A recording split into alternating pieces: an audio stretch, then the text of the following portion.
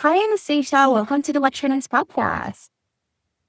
Hi, Laura. Thank you so much for having So me. happy to have you here. So, readers, Anastasia is a local friend from Tampa. She's a bookstagram. She's a content creator. We actually met in book club. We haven't met if we might have seen each other in person, but our book club is pretty big. We're part of the Tampa Sip Book Club, which actually has it's a unique take where we have local social events like worlds with like we have capsules, wellies, some unique capsules, we do cheap ones, we got book party.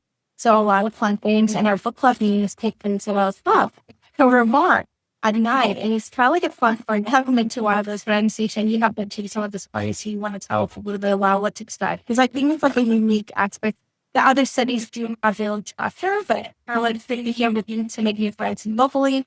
So Such a fun way to connect fellow book lovers and people around your age and your interest circle. So, shout out book club. yeah, it's a really fun one. So there's plenty of people and get to know other people. So it's kind of like cool. We may not always agree on the books that we pick, but I don't sound it. I don't read the books in the book club. I'm one of those people. It's like I don't do homework, but I'm like, There's something for everyone, yeah. out there. So honestly, so tell us a little bit about yourself. Yeah, so I've always been a reader ever since I was little. I just got into a lot of adventure and fantasy stories. And as I was growing up, the golden age of dystopia definitely got me into reading even more with the Hunger Games and the Divergent stories and the Twilight and everything. Of course, definitely kept me reading into the night.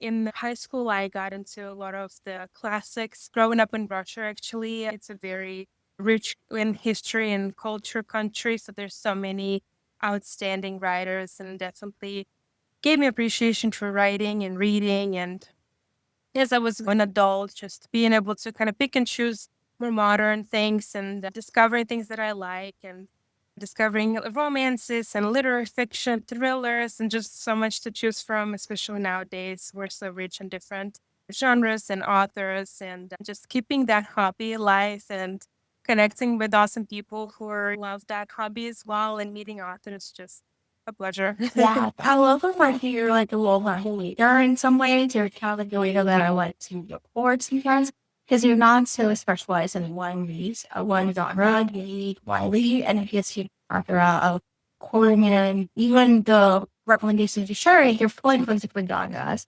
It's like it's only this thing, but then you're looking at some of the elements and some of the things that may combine. And so, do you have a preference, like doing seasonally, like do you need thrillers and musical or cozy books, or what kind of like seasonally would it look like? Or are you a big reader and it's just like basically what's like? How do you put this on in the possibles? Right. I definitely do like it's a sprinkle in some seasonal elements, especially transition to fall is probably the best season for cozy hobbies. Maybe not in Florida as much, but still. Definitely like to read some more cozy fantasies and thrillers in fall and beachy, fun summer, maybe romance books in summer and things like that, or holiday romance. Definitely sign me up. So definitely that, but also I try to sprinkle in different genres and have a good blend of different things. So I feel like I'm not reading the same book over and over again. And also knowing that I have a huge pile on my TBR that I don't want to forget because all the new exciting books that are coming out are really easy to focus on. So I try to choose maybe like an old book, a new release, and something seasonal each month, and then just see what happens. But yeah, just trying to keep it fun. Yeah. So, are you like a book buyer? Like, do you go book shopping? Are you like a Kindle reader? Like, how do you consume your books? Or audio? Like, do you have a preference, or there's just like different things at different time? I have some physical books. I usually buy a physical book if I think that I'm really going to enjoy the book and I will want to keep it. And or if I love the cover, I am a sucker for a good cover. But I do have, I read from my iPad a lot. And so I also have a library card, and most of my audiobooks come out from my library. Such a great resource. And I just have like 40 holds probably on my library, and I just let the library gods decide what my next audiobook is going to be whenever it's ready. I usually do that. So while chores or doing some kind of work, I always have an audiobook on. So yeah, just as well a blend of different media, different gadgets that I use for that. Yeah, I love this. And yes, I am really spoilers are.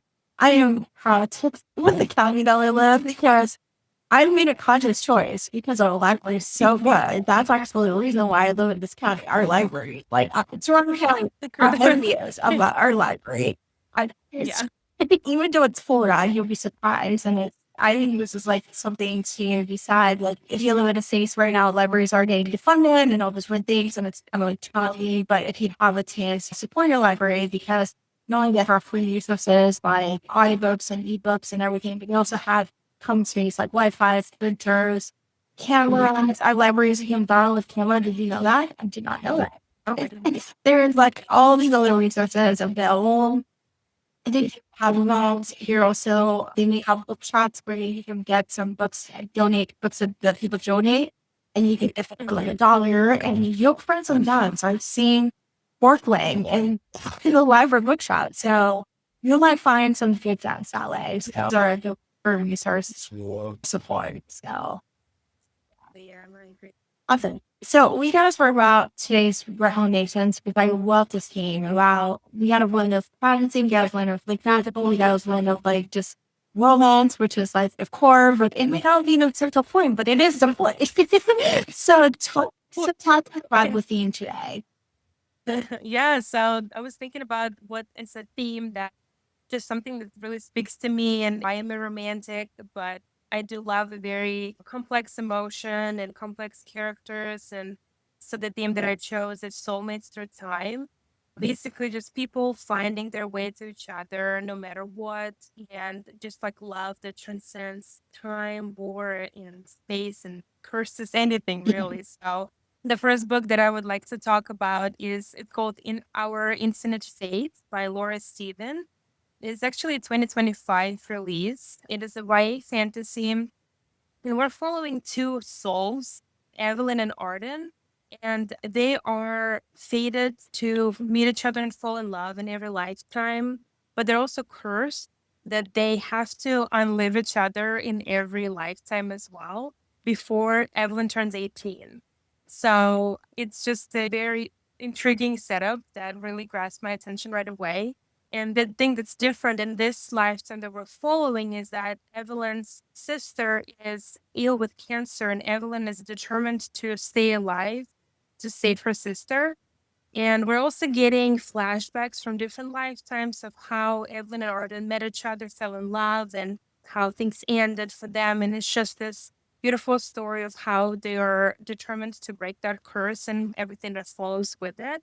So, not to relive too much, but it's definitely a star-crossed lovers story that I really enjoyed. And the ending I thought was beautiful as well. So, I definitely recommend that Oh one. my gosh, I'm so excited. And you have like just souls who have to love each other and they have to come together. Like, I'm like, oh, boy, it's like a perfect promise. It's like, wow, this is going to work. And you know it's going to work.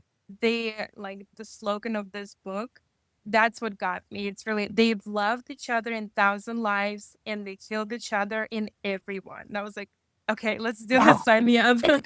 Yeah, it was a sense of like, at first, the day before, and then just, Evelyn in every lifetime, she does not know why this happens, but that she remembers the past lives and how they loved each other. So it's just this doomed star-crossed lovers story. So much angst and yearning. It's just oh, yeah. it's delicious. I think what's your two recommendations? All right, so tell us about your second recommendation. Yes, the second book that I'd like to recommend is actually probably like one of my favorite books I've ever read. It is called This Is How You Lose the Time Worm by Amal El Motar and Max Gladstone. So it is a sci-fi novel. It is really a combination of like poetry letters that our main characters send to each other. Their name is Red and Blue, and they work for this rivaling time agencies that try to win this time war. So they try to change the time in history, and one of them wants to win this war.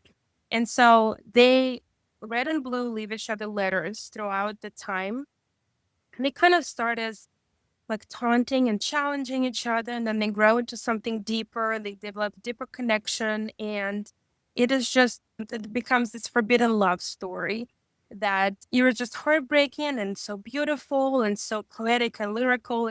I love a good love letter. So that got me. And the ending was really unexpected and beautiful. And I definitely recommend an audiobook for this one. The audio voiceover actors were just so great, and it had music and it was very immersive. And it's a novella, so I think it was something like 5 hour listen. So it was, you can definitely read it or listen to in one sitting, which is what I did because I couldn't stop listening to it.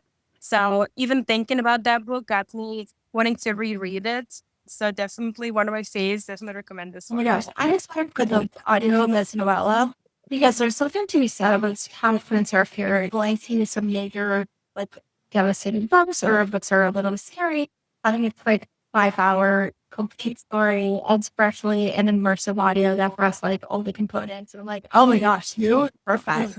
Like, just to have that maybe like a deep cleaning day. That could be exciting. Like a deep cleaning day. Horrifying. It's beautiful and definitely a book that kind of stays with Yeah. you too. So Wow, you got Soulmates throughout times. All right, right, so the next recommendation, I think it's Divine Rivals. Yep, rivals. the right that one. It's a public book. It's a pretty big book. But I haven't read it because I'm a little bit scary. So I want to see if I can actually, if I decide to read after the recommendation. Yeah, so Divine Rivals by Rebecca Ross. It is kind of like a historical fiction slash fantasy. And the fantasy is really like a backdrop for our love story. So, two ancient gods awakened and they're in this war. And this is the world that we're in, and where we're witnessing our main characters, the development of their relationships.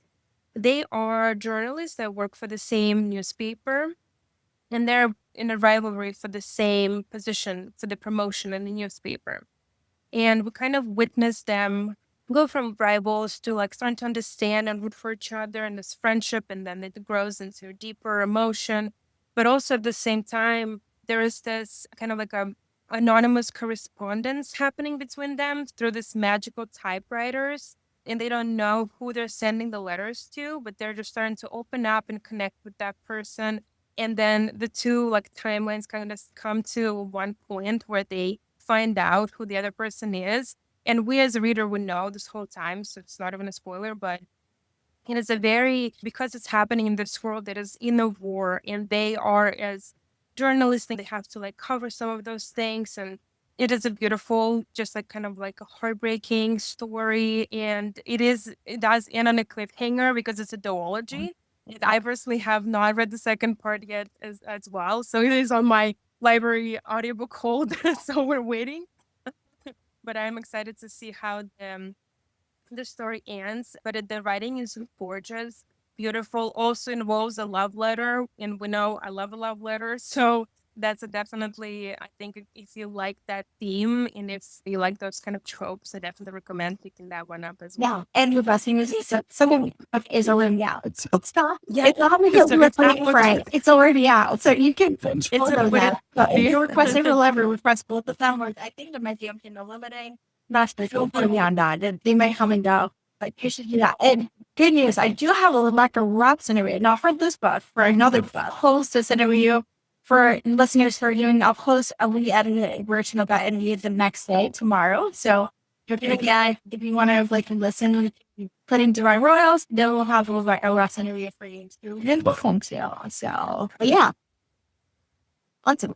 Yeah. So let's talk about like the fourth and final draft. What is your final recommendation?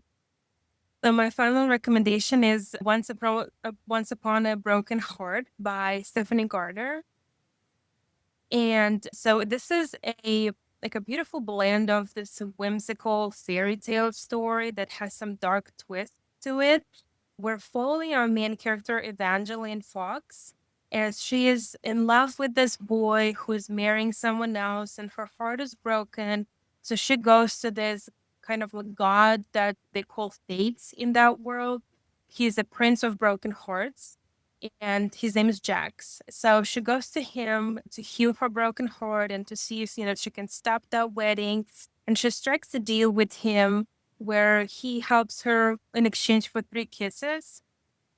And that's kind of all you need to know about this, because it's just after that, the story becomes so fast paced and every chapter ends on a cliffhanger in the way that, like, by the time you're done, it's 3 a.m. and you need to start the next book. It's just a very, like, fast paced, bingeable trilogy. So that is definitely one of my favorite ones. And I read the whole series, I think, probably in a week because I couldn't put it down. And I discovered that the Cuervo series is actually in the same world and I didn't realize it. So now I have to go back and pick that up. And I know it's, in a way, it's not a prequel, but it comes before. So I hope I didn't spoil myself too much for that book, but I'm going to be excited either way. Even because I read the Carnival series when I started Carnival series in 2016, that era, and I was reading, I was like loving Stephanie Armour. And someone's, I was like, I know her. And I was like, oh my gosh, I need to read the Carnival series. Is such a magical, whimsical world. It is just fun. If you want to read, if you want to listen to like spicier Carnival, Phantasma is a good parallel. Yeah, it is on my list as well. I've heard a lot of good things. Yeah, that was a good. I really love the elements I love like Caramel, but make it so spicy and like a little bit of murder on the side. But I love Stephanie's writing, and I can see that she definitely writes bingeable content.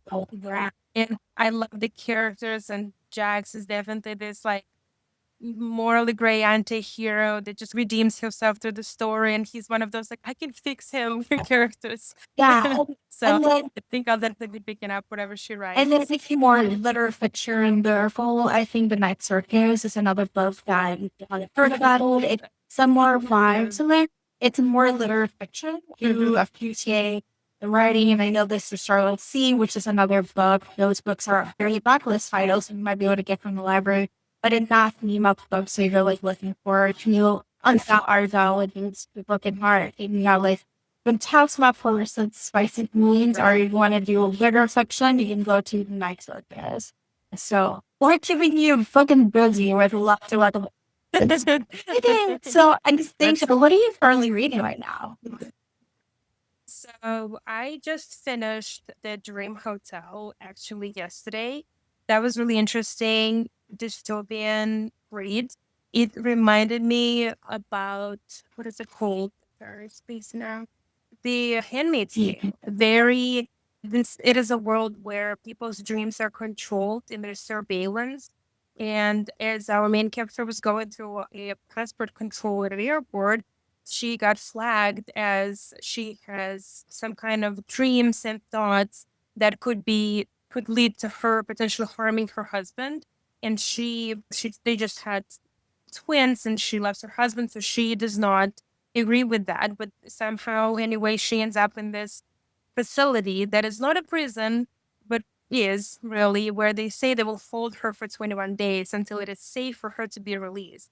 And then 21 days turn into months, and her hearing keeps getting pushed back. It was really just a little bit scary, realizing how some of the similarities with how we're getting the surveillance, the digital surveillance of our digital footprint, all those concerns, security and things like that. So I'm still processing it. It was definitely a little dragged out for me, just kind of staying in that, like, kind of like horrified state for the whole book. I'm still recovering, but it was really interesting. And yeah, I'm just waiting for whatever the library guys decide for me next in terms of an audiobook. But that was the last thing I read. Oh yes. How about you? I heard about the book, but I am scared. Yeah, I'm still scared. I just finished it, and It's too triggering. I think it's like, and I think because we gotta think about like really our nervous system and like done all of the different things. And I think in some ways it's plenty enough like unsought out hormones. I used to be a heavily wellness reader. And I moved it to mystery and there's like someone dies and we gotta figure out how to letter or we gotta figure out a puzzle or something to like if you pull it. But I feel like it'll be interesting to read dystopia, which actually your recommendations are somewhat dystopian in this era, because I did read it in the 2012s, 2013s. Like that's what I was reading. I was like fucking busy. And that era in the 2012s is very different than the world that we live in 2025. And it's like, holy crap. It hits too close to home. Really It's scary. it really is. And I think it's like Where are you emotionally? Are you ready for it? Right. But that's the whole point of this podcast, is to give you recommendations and get rid of everyone. So you can always try to like maybe a palate cleanser or whatever that's gonna look like for you. And hopefully the library gods are gonna keep it busy and give you some better books that are like a little like better please. Better drink. Not better books. I need a Better little things. palate cleanser. Yeah. Awesome. Anastasia, tell us where you can find you online. Where find online? Your Instagram. Yeah, definitely. So I have my Bookstagram. It is at Anastasia's New Chapter. I share my book recommendations and things that I'm reading and just like my lives and adventures in the Sunshine State of Florida. And I love to connect with fellow readers and following authors and all the book trends. And I love recommendations. So definitely keep them coming and let's connect. Oh. Would love to be book friends. So awesome. Thank you so much for being on the show. Thank you so much for having me, Laura. If you enjoyed this podcast, please consider rate, review, or subscribe. This is the best way for others to discover this podcast. Thank you so much for listening. Have a great day. Bye.